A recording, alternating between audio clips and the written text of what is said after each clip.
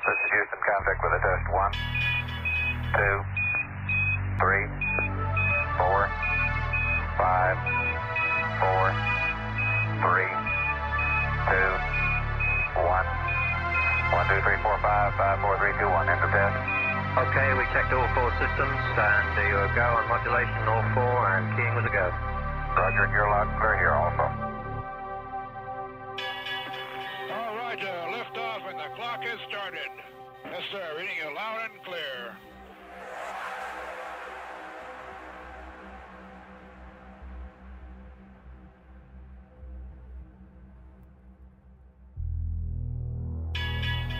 Hey, that's one of the better sims, believe me.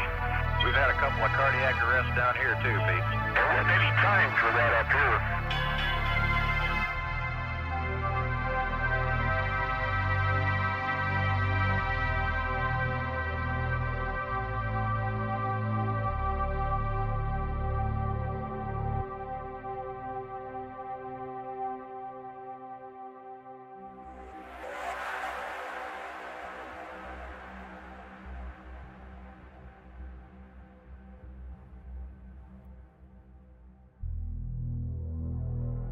We choose to go to the moon in this decade and do the other things, not because they are easy, but because they are hard. 3, 2, 1, 0.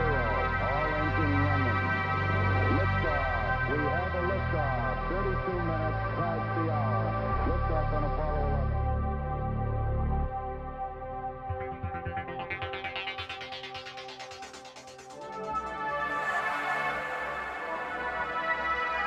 Ready? Listen.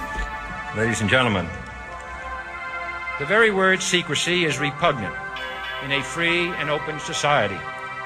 And we are, as a people, inherently and historically opposed to secret societies, to secret oaths, and to secret proceedings. We decided long ago that the dangers of excessive and unwarranted concealment of pertinent facts far outweighed the dangers which are cited to justify it. Even today, there is little value in opposing the threat of a closed society by imitating its arbitrary restrictions. Even today, there is little value in ensuring the survival of our nation if our traditions do not survive with it. And there is very grave danger that an announced need for increased security will be seized upon by those anxious to expand its meaning to the very limits of official censorship and concealment. That I do not intend to permit to the extent that it's in my control. And no official of my administration, whether his rank is high or low, civilian or military, should interpret my words here tonight as an excuse to censor the news, to stifle dissent, to cover up our mistakes, or to withhold from the press and the public the facts they deserve to know.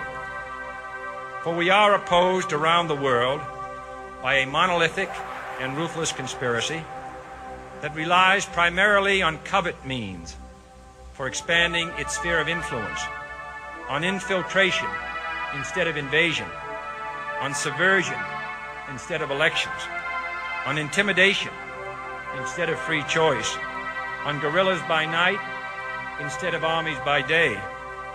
It is a system which has conscripted vast human and material resources into the building of a tightly knit, highly efficient machine that combines military, diplomatic, intelligence, economic, scientific, and political operations. Its preparations are concealed, not published. Its mistakes are buried, not headlined. Its dissenters are silenced, not praised. No expenditure is questioned, no rumor is printed, no secret is revealed. No president should fear public scrutiny of his program, for from that scrutiny comes understanding, and from that understanding comes support or opposition, and both are necessary. I am not asking your newspapers to support an administration, but I am asking your help in the tremendous task of informing and alerting the American people. For I have complete confidence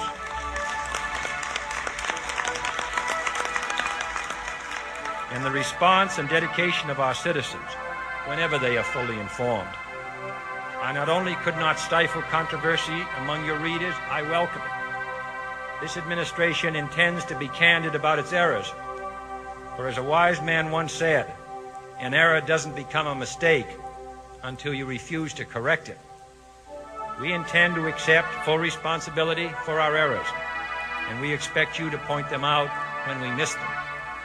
Without debate, without criticism, no administration and no country can succeed, and no republic can survive.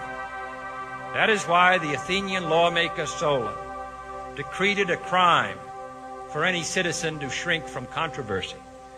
And that is why our press was protected by the First Amendment, the only business in America specifically protected by the Constitution, not primarily to amuse and entertain, not to emphasize the trivial and the sentimental, not to simply give the public what it wants, but to inform, to arouse, to reflect, to state our dangers and our opportunities, to indicate our crises and our choices, to lead, mold, educate, and sometimes even anger public opinion. This means greater coverage and analysis of international news, for it is no longer far away and foreign, but close at hand and local. It means greater attention to improved understanding of the news, as well as improved transmission. And it means, finally, that government at all levels must meet its obligation to provide you with the fullest possible information outside the narrowest limits of national security.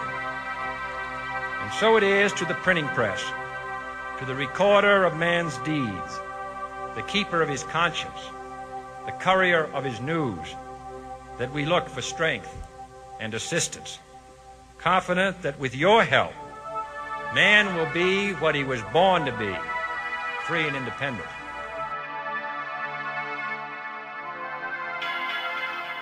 Hey, that's one of the better sets, believe me. We've had a couple of cardiac arrests down here too, Pete. There wasn't any time for that up here.